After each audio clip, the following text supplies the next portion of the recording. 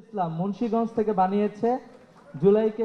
রাজধানীর শাহবাগের জাতীয় জাদুঘরে জুলাই নিয়ে নির্মিত প্রামাণ্য চিত্র প্রতিযোগিতার পুরস্কার বিতরণী অনুষ্ঠানের আয়োজন করে ইসলামী ছাত্র শিবির। অনুষ্ঠানে প্রধান অতিথি ছিলেন জামায়াতের আমির ডাক্তার শফিকুর রহমান।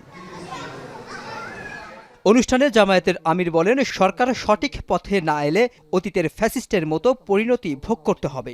রাজনীতিবিদরা সত্যিকার অর্থে জুলাইকে ধারণ করলে মত পার্থক্য থাকতো না বলেও মনে করেন তিনি। তারা বলে আমরা অক্ষরে অক্ষরে বাস্তবায়ন করব, কিন্তু সব উল্টা পথে হাঁটতেছে। আমরা তাদেরকে অনুরোধ জানাবো, সঠিক পথে আসো।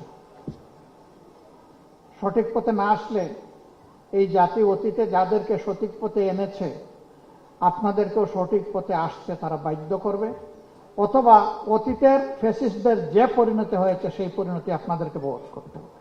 এর আগে রাজধানীর সিডাপ মিলনায়তনে জুলাই বিপ্লব নিয়ে বইয়ের মোড়ক উন্মোচন অনুষ্ঠানে ডাক্তার শফিকুর রহমান বলেন, জুলাইকে ভুলিয়ে দেবার প্রচেষ্টা হলে জনগণকে সাথে নিয়ে তা প্রতিহত করবে বিরোধী দল। জুলাইকে ভুলিয়ে দেওয়ার একটা নিরন্তর উল্টা সংগ্রাম শুরু হয়েছে। যদি সেরকম কোনো সংগ্রাম হয়ে থাকে, আমরা মহান আল্লাহর উপর ভরসা করে বলছি, দেশবাসীকে সাথে নিয়ে এই সমস্ত কিছু ইনশাআল্লাহ তছনছ করে দেওয়া হবে।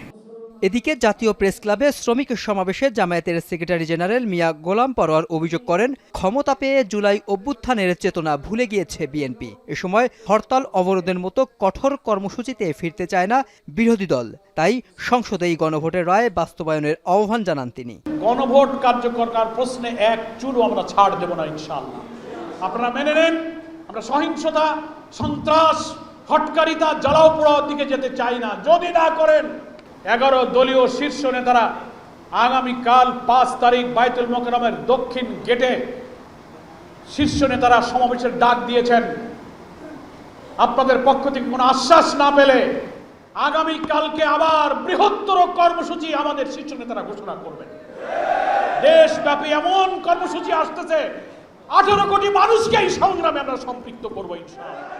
অনুষ্ঠানে বক্তারা বলেন, বিদ্যমান সংবিধানের আলোকে দেশ পরিচালিত হলে আবারও হাসিনার মতো ফ্যাসিস্ট তৈরি হবে, যা দেশকে অস্থিতিশীল করে তুলবে। এখান থেকে অপসারণ করান আর বড় বড় পদে। মেহরাব সুমন, এখন, ঢাকা।